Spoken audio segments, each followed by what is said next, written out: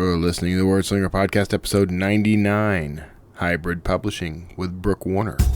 This episode of the Word Slinger Podcast is brought to you by the audiobook edition of Quelo Medallion. You can find Quelo Medallion on Audible and use your Audible credit, or get Quelo Medallion for free when you go to audibletrial.com/wordslinger.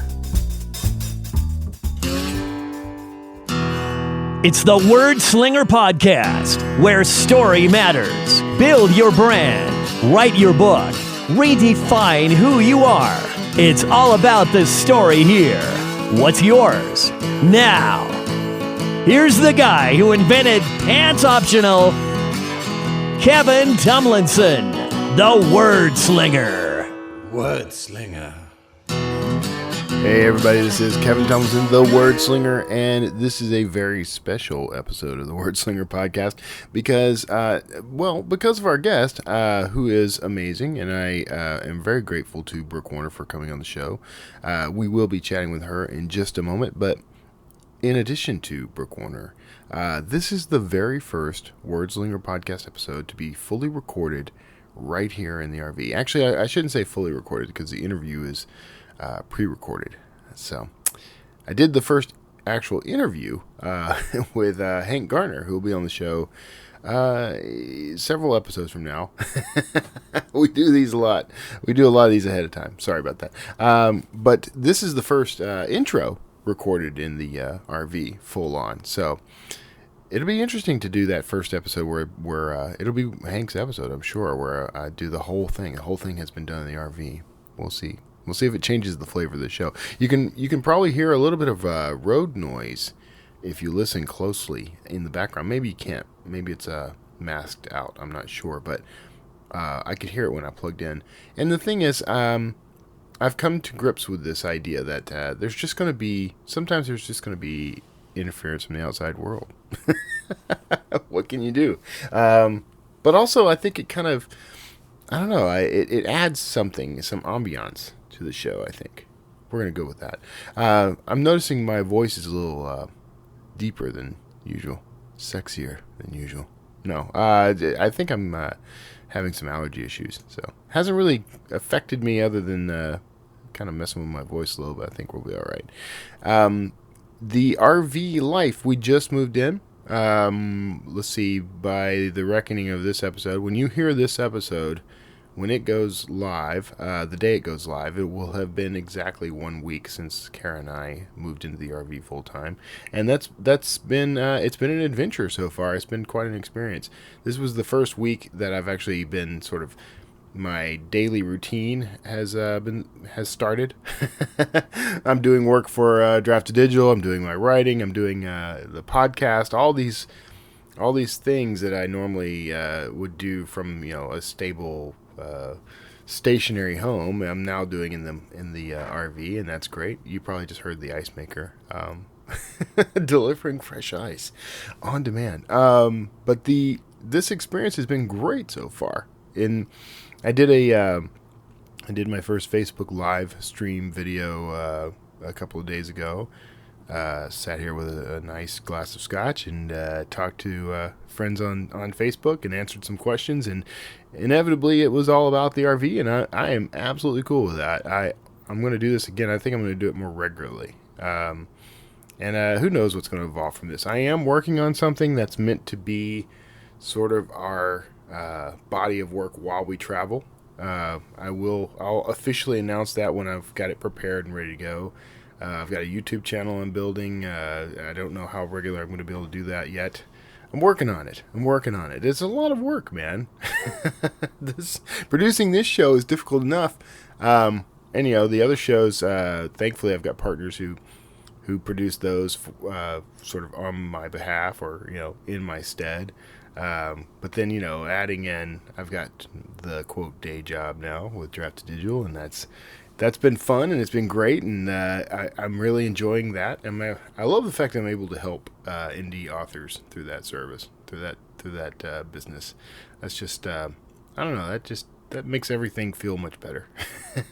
I feel like I'm making more contributions, but I also am really enjoying just kind of figuring out new routines.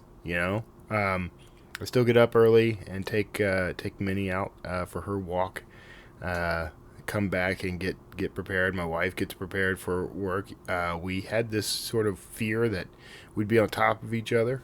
We wouldn't be able to establish routines. But so far that hasn't been the truth. I mean, we've kind of enjoyed. I don't know. I come out. I get a little music playing in the front, and I can close off that section of the RV and just kind of hang out there if I want. Do some reading. I do a Bible study I do in the mornings, and I can do that in there. And there's all kinds of things that I'm able to do while she's getting ready. Typically she sleeps while I get ready, so it just we have nice little trade-offs. I think we're going to be okay. And I'm developing some sort of new habits while we do this, and I'm kind of happy about those. Just more exercise, more drinking more water, doing things that are healthier for me. So that's the way that's going. So now let's get to the really important stuff. I don't want to delay this any longer.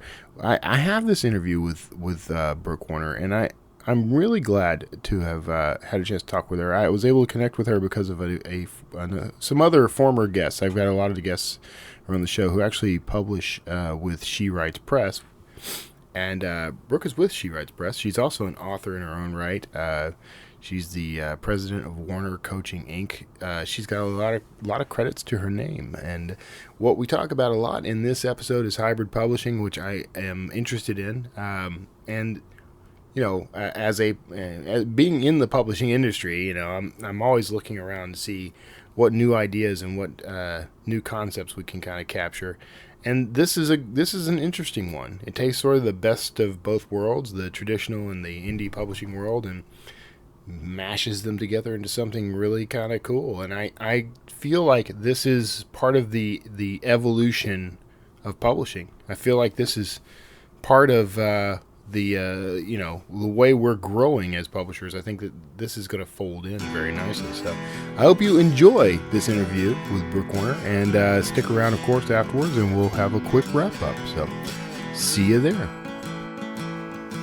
Hey everybody, thanks for tuning in. And today I'm actually talking to somebody. I've actually had several of her authors on the podcast, which has been an experience, and she's got some great people coming to her. I'm talking to Brooke Warner. She's an author, publisher of She Writes Press, and president of Warner Coaching Inc. Thanks for being on the show, Brooke. Thanks for having me. Hi, Kevin. Hi. So, okay, I'm mostly right off the bat very interested in She Writes Press because, as I said, I've had at least two that I'm fully aware of, and I think more. I've had your authors on this show.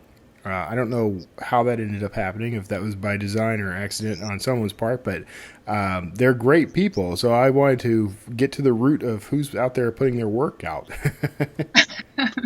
That's great. I'd love to talk about it. Okay. So tell me a little about She Writes Press.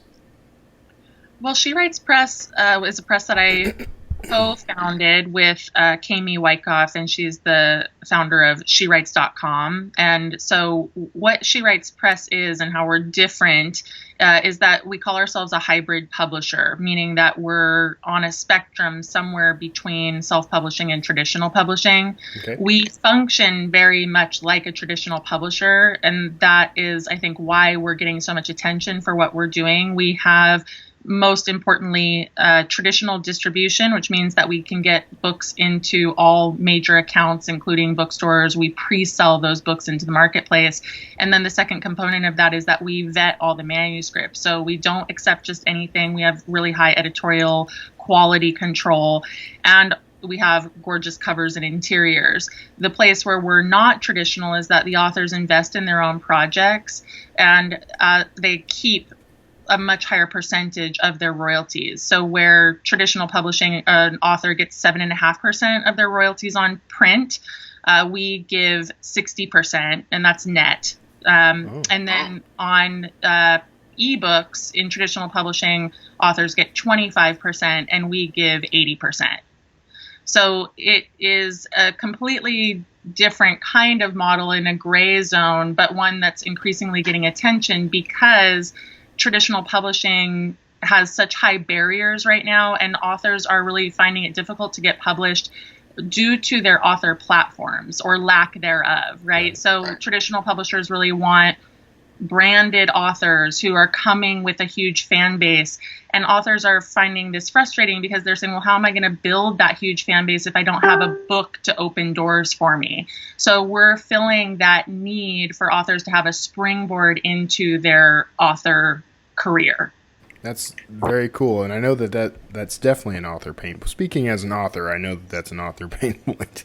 That idea, Yeah, because and I come out of traditional publishing. So when I was in traditional publishing and I was an acquisitions editor, I was an executive editor at Seal Press, which is a women's press here in Berkeley, for about 8 years.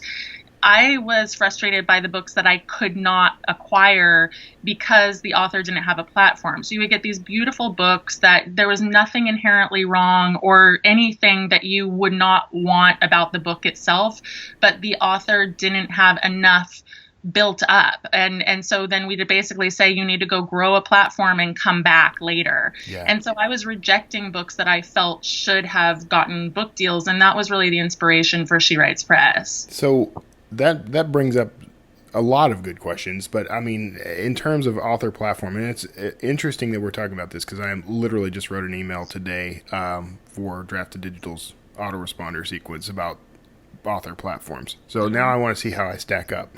So what does the traditional publishing world look for in an author platform?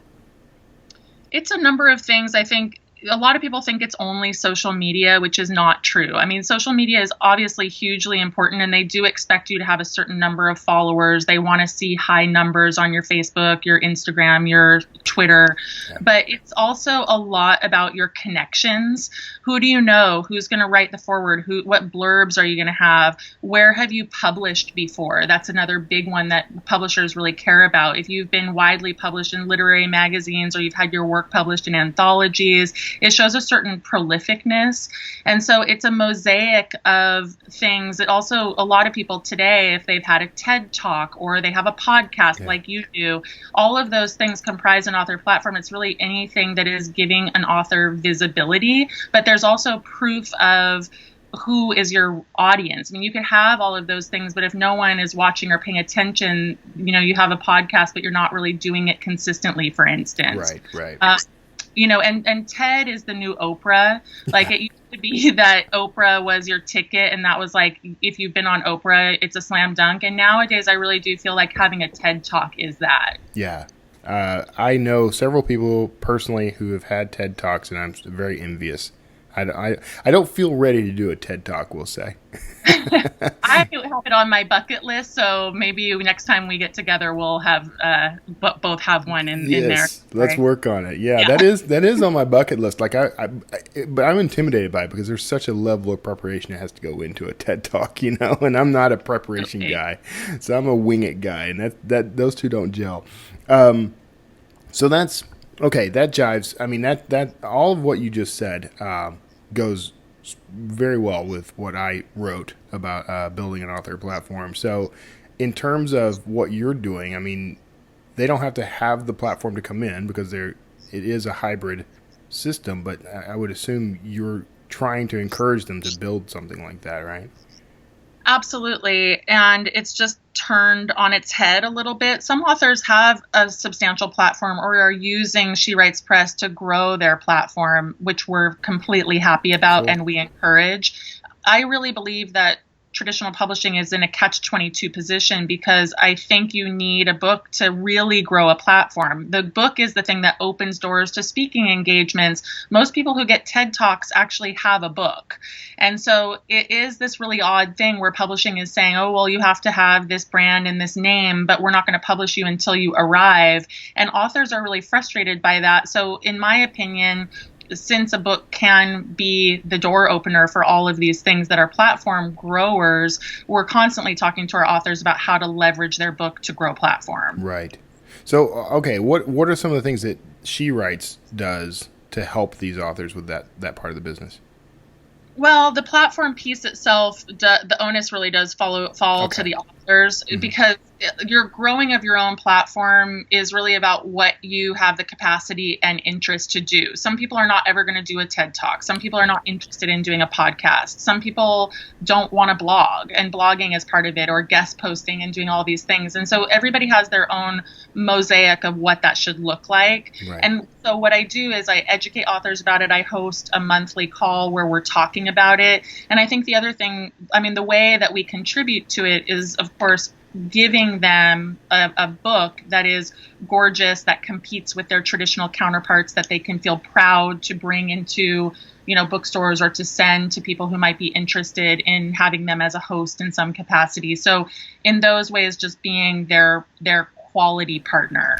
Yeah, you're taking on a huge part of being an indie publisher, at least. I mean, you're the cover design, the editing, all the, everything that goes into the development of this book, you guys are taking on, right? Yeah, I mean, in that way is how we're like a traditional publisher. It's a one-stop shop. We do everything, Right. Including that we're publishing their books on our She Writes Press Right. logo with our ISBN. They do retain the copyright, and so that's an important piece. There is absolutely a creative control as well that is maybe different from traditional publishing. We want buy-in. We're collaborative, and like most traditional publishers, we push back if their instincts seem off to us. Yeah. I have a lot of conversations with authors about covers in particular, because, as I like to say, sometimes authors don't know what they don't know, and it's a very particular kind of like learning curve, I guess is what I want to say about Right. what makes a good cover, what an interior should look like. And so for the most part, the authors trust us on that, but I do spend a lot of time on author education. Yeah, I can imagine. I've spent a lot of time on that myself. Yep. So I like the whole setup of the hybrid model, by the way, and I'm not seeing as many options for that yet, but I have a feeling that's a growing trend, because I do think you're right. I think that traditional publishing is they're a little stuck right now, because they do need those qualified authors to come in, the people who are going to bring them numbers, but they can't grow those people themselves. Yeah, and it's interesting because traditional publishing has no problem sort of stalking the field to pick up self-published authors that are performing really well. Right. And at the same time, they're poo-pooing self-publishing. So Right, exactly. it's an odd thing that's going on. And I think they're threatened on the one hand and then completely have blinders on in another arena. And so there's a lot wrong with the traditional world. I have written that I think it's a broken system, Yeah. but they don't quite know how to fix it, and they want to maintain their dominance, and so they're reluctant to associate themselves with self-publishing in any way, shape, or form. So it's complicated. Yeah, I can imagine. I mean, and we know, our indie publishers know, that there's a big advantage in being able to pivot in what you're doing very quickly. So if my cover isn't working, I can change my cover. If if I'm getting feedback that people hate chapter 8, I can go and edit and republish chapter 8. And so I don't know if you guys are doing that sort of thing, but I mean, from the indie side, that's a big advantage. But the traditional publishing world, of course, it could be several years before you'd see changes like that.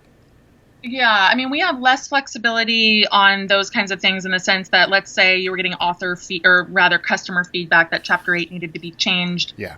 We are largely doing print runs. We sort of have to, because we're pre-selling the books into the marketplace. Right. And so then you have that inventory. We're more nimble than a traditional publisher in the sense that we're largely doing small print runs specifically for keeping low inventory and keeping costs down and stuff like that. Right. So we can make those changes, but we experience some of the constraints of traditional publishing due to the fact that we have a traditional distributor, and therefore we have really long timelines. Yeah. So it's, I guess there are some pros and cons to that. I definitely think the pro of the traditional distribution outweighs the cons, though. Yeah, yes, I can agree with that. So, okay, what when people come to you guys, I mean, what are the criteria you use to determine who's going to be in, who's not? It's literally based on the quality of the writing. Okay. So it's not about author platform. As I said, we specifically didn't want to do that. We look at the manuscript. We have a submissions process whereby authors send us 25 pages of the manuscript, and then we read it and we put them on a track. And the tracks are basically one, it's good to go. And largely those manuscripts sometimes they've been agented, many times they've been copy edited multiple times. And these are authors who have sometimes been looking for book deals for a long time. And then the second track is that we think it needs a full copy edit. And the third track is it's not ready. It may need development. It may need coaching. And we give authors the opportunity to work with someone from our team to get it ready. And sometimes authors can and sometimes they can't, depending on the status of that. But for those who are ready, who basically get the green light for track one, we proofread every manuscript. So if we get into the proofreading and we go, actually the first 50 pages are perfect, but it's getting really messy as we get deeper, then we contact the author and we talk about it, just to make sure that we have an in-house quality control. Yep. That's cool. And I'm being named She Writes Press, I'm going to assume that you're that you are fundamentally working with female authors, right? Yes. Okay. We're only working with female authors. We actually have a sister imprint, or maybe we should call it a brother-sister imprint. Yeah. Because we merged with another company a few years ago, and so we have another imprint called Spark Press. Okay. And Spark Press is exactly modeled off of She Writes Press, and it does publish men, but it does more commercial kind of work. But I do like to tell authors that, that's available, but also that there are other hybrid imprints out there that are doing really great work. And two of them off the top of my head that I know and admire and that publish men are Greenleaf and Inkshares in San Francisco. Okay. And that's not that big a deal. I think it's interesting, the idea of having a specific gender focus. What was the sort of purpose behind that? Well, I came out of Seal Press, as I mentioned before, which was a women's press. Right. And so I had spent 8 years in women's publishing, and Seal only publishes women. And so I really liked that, and I thought it was important that there would be a woman-only space in book publishing, which so largely publishes men over women, just on a statistical standpoint. And there are other female presses, including the Feminist Press, and there are a handful of others. But even in the 8 years that I was at Seal, the doors to several women-only presses had closed. And you see women-only bookstores closing. There's lots of these spaces that used to exist and kind of were started in the 70s and the height of some feminist ideology around all of this stuff. And I continue to think that having a woman-only space in book publishing is a huge positive. The authors thrive. They really support one another. We have a sisterhood, a really strong community of authors that support one another. Right. And I just think that happens for women in a different way in women-only spaces. And so I knew Kami when I worked at Seal, the woman who started SheWrites.com. And when I left Seal to start this venture, my idea was that it would continue to be a woman-only thing. Okay. Yeah, it's interesting to me because I don't think about it. But yeah, honestly, I don't. And because I'm male, I don't run into barriers, and I don't run into not those sorts of barriers. I have other barriers I run into. So yeah, I could see where there could be some strength in that, especially in the community aspect of that. And how do you guys foster community with your authors? We have a secret Facebook page where the authors are all in there and they're talking to one another and getting to know each other. The way that supports them is that they are connecting online. They show up to each other's events. We have historically done a tour where we tour the authors together on specific lists, and then they're getting to know each other, but they're getting to know each other on their own. Lots of them are meeting up in their own cities or going to each other's readings and meeting each other. There's a real desire among them to get to know each other, and then they review each other's books. They give each other tips and leads. And so, yeah, it's a big deal. And it makes sense that as a man, you don't experience what women experience. And I think women, because we live in a world where we experience higher barriers around certain kinds of things, right? I mean, specific to book publishing, I think there's so much evidence that if even just having a male name gives you certain access. Right. And there's so many studies and so many I should say case studies, people who have done experiments on this kind of thing. And so I think to feel that you're in a community that acknowledges that and is doing something about it is a really big deal in and of itself. Yeah. So how are you guys sort of working, I guess, counter to those limitations? Like, because you're right. And I've had conversations like this with several female authors who are asking whether they should write under a male pen name. Just because having their name on the cover, it isn't moving the book. So, how are you guys dealing with these things? Well, I think just the fact of existence is a big one. The fact that we have this space that we're saying, yeah, we are for women only, and proudly okay, and championing women on that front. Right. I certainly have written a lot about this, and there's been a lot of talk about it on SheWrites.com specifically as well. So myself and other authors are advocates, just voices in this space talking about it and bringing attention to it. So I think from a sensibility of advocacy and just making it visible by talking about it, it's a big deal.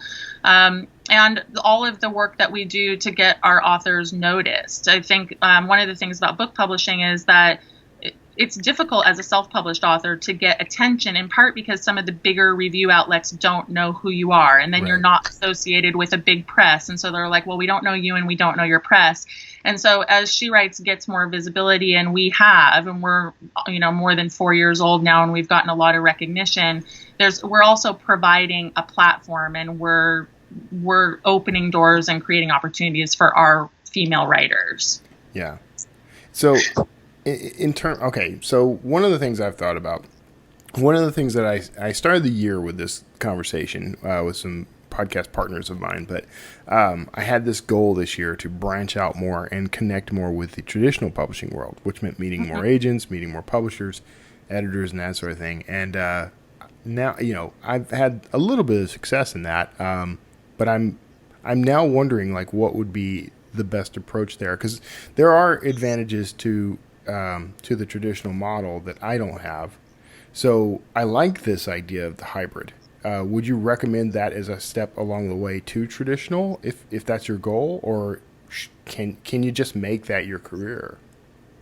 That's a great question. I guess we're too young to know whether authors can make this their career.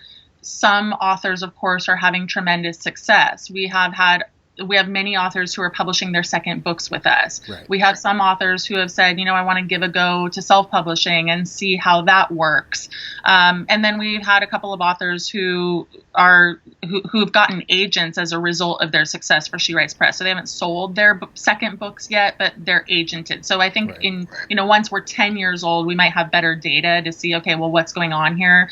I think that hybrid would be a really interesting thing for someone like you as an option. And as you probably know, there's a term called the hybrid author, right? Yeah. And that just means anyone who publishes in multiple formats. So you're a self-published author, you're a hybrid author, you're a traditional author. And I know people who are hybrid authors, and they're absolutely putting together, an interesting career for themselves, sort of cobbling together these different possibilities. Mm-hmm. And so I think the benefit of it is that if you can't get an agent or a traditional book deal, what the hybrid opportunity gives you is real access into the market, the pre-sales and the sales force behind you, and then also the opportunity in our case to get traditionally reviewed by industry magazines, which is a huge deal. So there are certain there are certain things that we have been able to overcome due to our traditional distribution that self-published authors don't have access to. Right. So in that way, I do think that it can be a springboard to traditional publishing if authors want that. But not everybody does. There are plenty of people who are so disillusioned with traditional publishing that that will never be their path. Yeah, I go back and forth because on the one hand, I grew up wanting to be traditionally published. This was before. Yeah, and I mean, this was well before indie was cool. Yeah, exactly.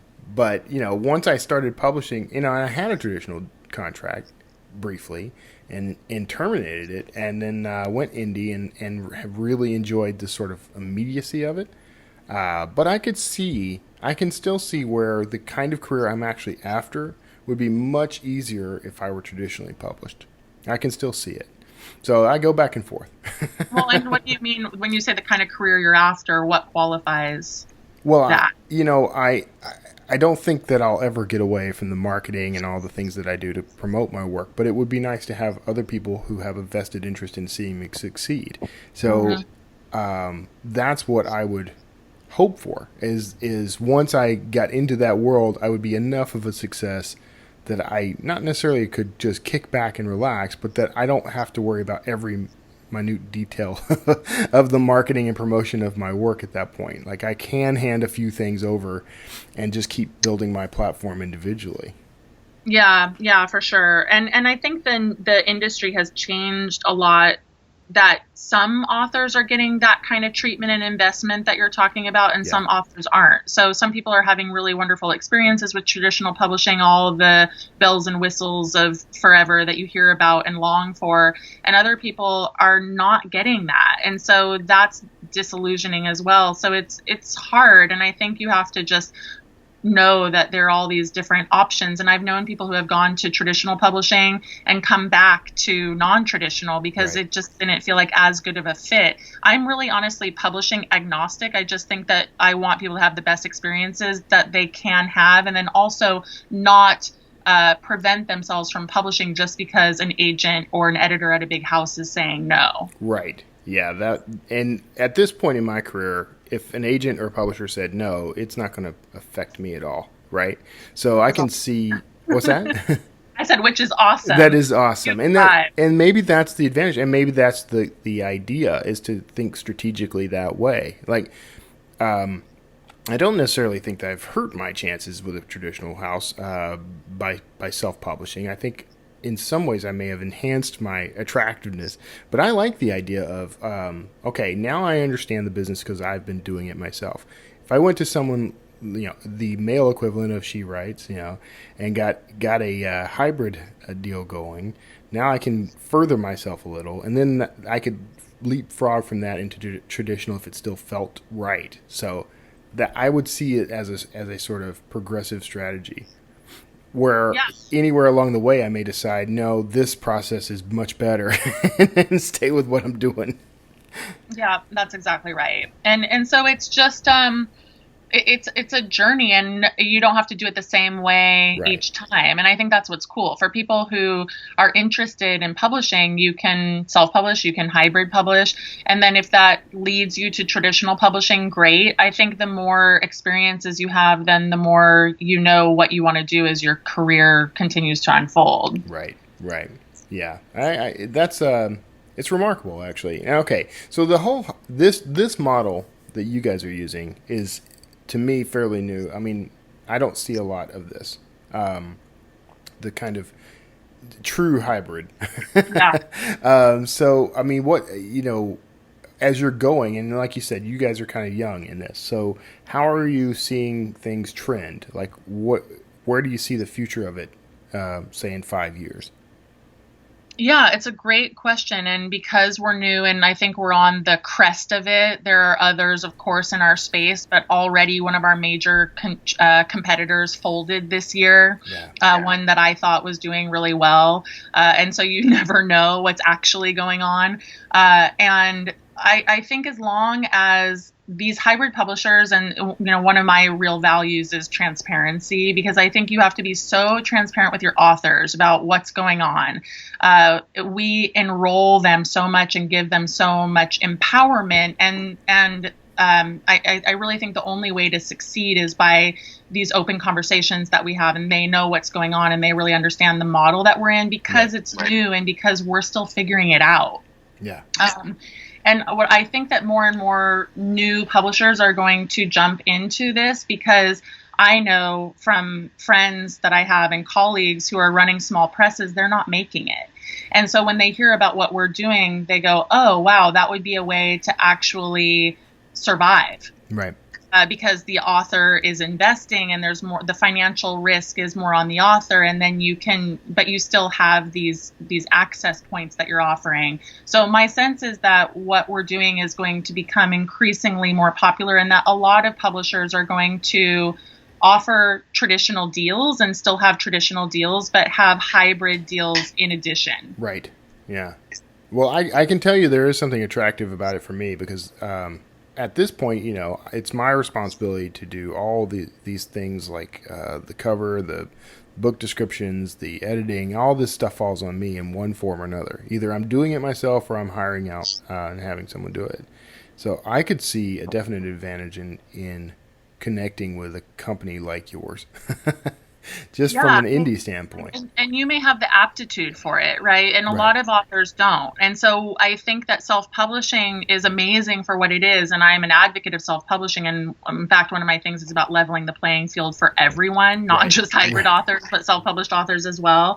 That said, some self-published authors really grab the reins and they do amazing work and they have a sensibility for design, and others are a complete mess and they don't know. And it would be much better for them to just say, okay, let me focus on what I do well, which is the writing, and then outsource the publishing part to someone who knows what they're doing. And I think if more self-published authors are seeing like, yes, this is a good route for us, well, we're going to see quality increasing for indie authors everywhere, which is a really good thing. And B, we'll see growth in this arena of the hybrid model. Yeah.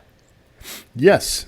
Well, this is all very exciting, because I'm a geek about this industry. I've become so over the past 5-6 years. So we're up against the time, so I'm going to have to wrap us up. But I'm fascinated by this, and I want to talk to you again at some point. And about other topics too, because we didn't get to everything that you actually do. She Press took over, so we'll get to that. So I want to thank you for being on the show, first of all, and thank you for having such a great pool of authors for me to bring on an interview. So you're doing great work. Thanks, Kevin. I appreciate you having me on. No problem. Hang out for just a second, and everyone else, stick around. You're probably hearing some lovely Word Slinger music right now. We'll do the wrap up at the end of the show, and we'll see you soon. Well, it's my interview with Brooke Warner. I hope you enjoyed that. I hope if you are if you're an author and you're getting well, let's just say I hope you are getting something useful out of this discussion. I think I said this before, but I honestly think this is one of the next steps in the evolution of publishing, and I am interested and intrigued to see what's going to come up next, and sort of unfold from this. What I think is interesting about it is, my work with Draft to Digital. We bring in, one of the things that we do is we spend an awful lot of time vetting on both sides of the publishing table. We vet the authors and their work so that scammers can't get through.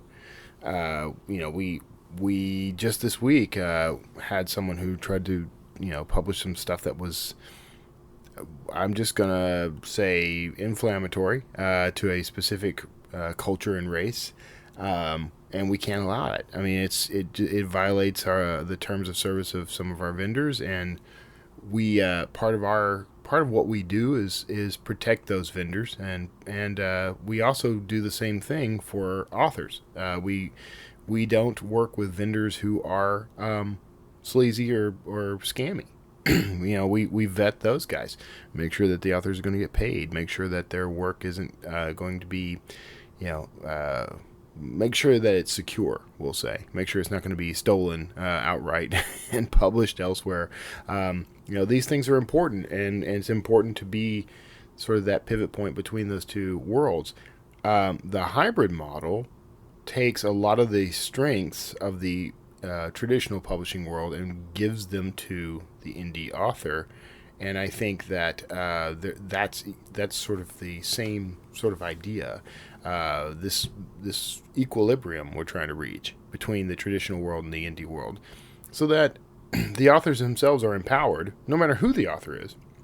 And if an author has worked in a traditional system for his or her entire career, and suddenly decides they want more control over their work, they should be able to do that without losing all the benefits of being published by one of the big publishers. And that's what we're trying to do at Drafted Digital, is make that a reality, and it's clearly what they're trying to do at She Writes. So I think what we're seeing, we're sort of in the early years of the indie publishing revolution, in my opinion. I mean, we've been here since about 2008. And we've seen a lot of changes and a lot of evolution, but I think we're going to see even more as the next couple of years roll out. I think we're about to see a brand new, a new mentality, a new dynamic, a new paradigm. So I think that's what's coming. So I was really glad to have this conversation with Brooke, and I hope you enjoyed the interview. If you're a female author, definitely check out She Writes Press. I think you will find that beneficial. And of course, she gave some alternatives if you are a male author, and that's cool too. So I'm glad to have these. So that's it for that interview with Brooke. And I just want to do a little bit of housekeeping right here at the end. If you are a fan of the show, if you like what we're doing here, I would appreciate your support. And here are a couple ways you can do that. The best way, the most immediate way, and the way that costs you nothing but your time, and only a little bit of time at that, is if you will go on iTunes and Stitcher and anywhere else you can think of and rate and rank this show. So go on iTunes, search for Word Slinger Podcast, do a review of the show. Tell me what you like about it. Tell me the guests that you like. Tell me the information that you most love to hear. Or tell me, what is it that you feel is positive about the show. And if you really feel compelled to do a negative review, I can't stop you. But I would say, and I would ask, maybe for the sake of others, let's not do it. And, that's for my sake too. but also, people are out there looking for encouragement and looking for something that resonates with them. And sometimes when you're a creator, when you are in a creative industry or field and you make something, there's going to be an audience for it. And then there's going to be a group that just despises it. And what I would say is that this material might not be for you, but don't ruin it for someone else. Just be mature and be good, and allow someone else to have an opportunity to have the experience that they would like to have. That said, do what you got to do. I understand, but I would appreciate reviews of all kinds, and I especially love 4 and 5 star reviews. That helps a great deal. Now, there's another way you can help, and that is financially. I don't have. I'm still working on a lot of this stuff, I'll be honest. But one of the ways that you can help financially is if you just go to wordslingerpodcast.com. There are several places where you can actually click in and support the show via Patreon. Over time, I'm going to improve this. I promise, I swear. But for right now, if you just want to throw $1 or $2 my way each month, then that's, or $50 or 50 cents. I don't know what the limits are here, but whatever you feel comfortable with and whatever you feel that your experience with the show is worth, every little bit helps. So make a Patreon submission. The term has just completely slipped out of my brain, but help us out a little.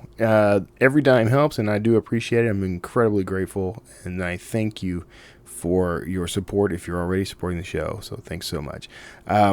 Now, all that said, how would you like to ask me a question?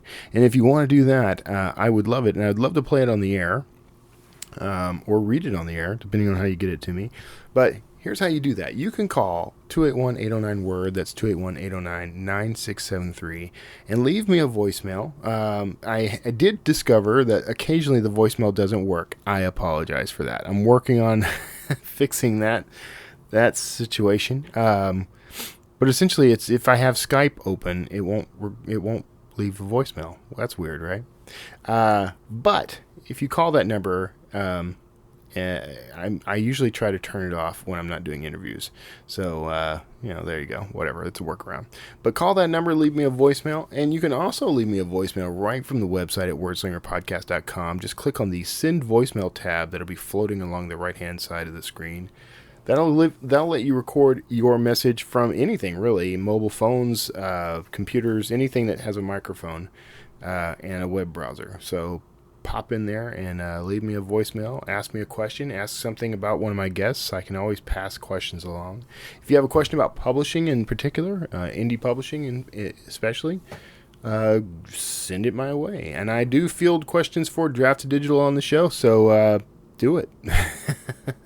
I may not be able to answer some of the technical stuff, but we do have at Draft to Digital this incredibly, attentive and wonderful customer support group, and they will answer any questions you have and help you out in any way they can. So I will probably always redirect questions to customer support, which you can find at drafttodigital.com anyway.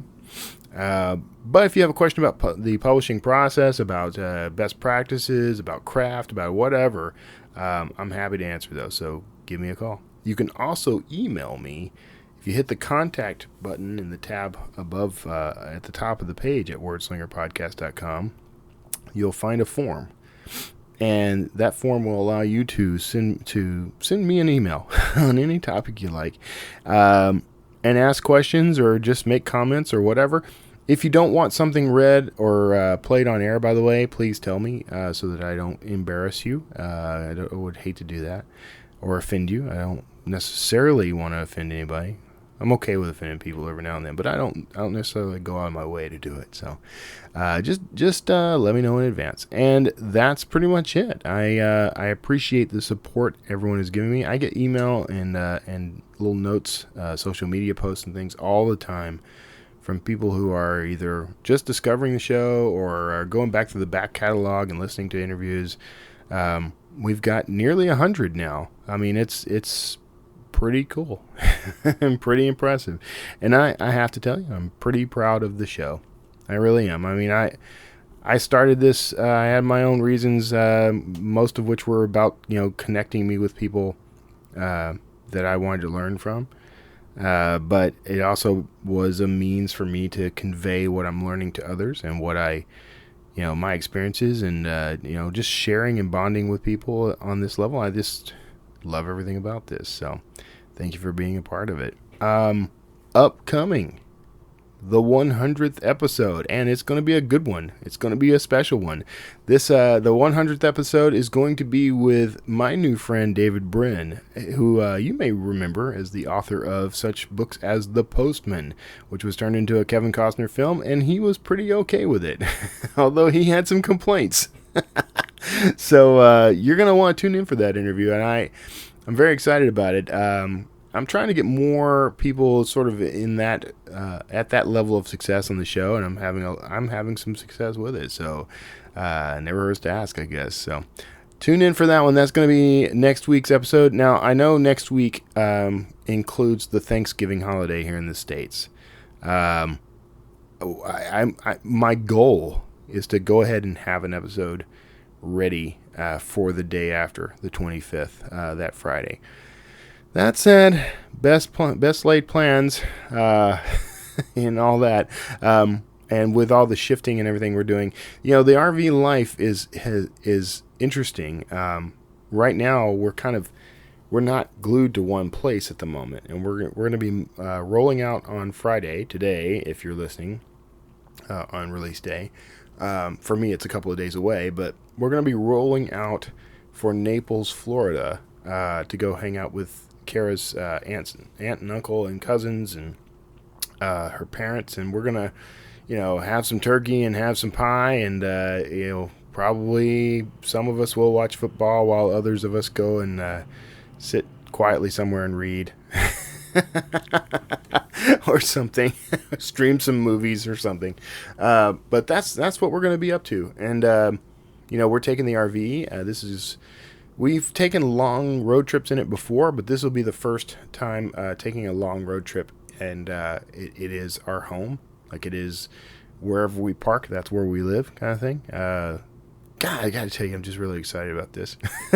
The things that we're experiencing, and there's still some challenges to overcome. I bought a rack for the scooter that goes on the trailer hitch of the RV, and the ramp that came with it is too short, and I can't get the scooter onto the ramp. So that's one challenge I got to overcome.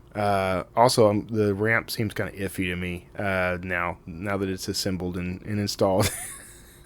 So, and we haven't figured out what we're going to do about Kara's car right now. There's still things to figure out, but that's kind of part of the fun of it. So, anyway, I hope you're enjoying the Word Slinger podcast. I hope you will stick around as Kara and I get into this new experience. I will announce whatever it is I'm going to do. I'm still working out some of the kinks to that. It's always something, right? I'm always working on something. But I appreciate you sticking around and supporting me in all of it. So, God bless. I hope you have a wonderful weekend ahead, and I hope you enjoyed this interview with Brooke Warner. And I will see you next time with the 100th Word Slinger podcast episode with author David Brin. Can't wait.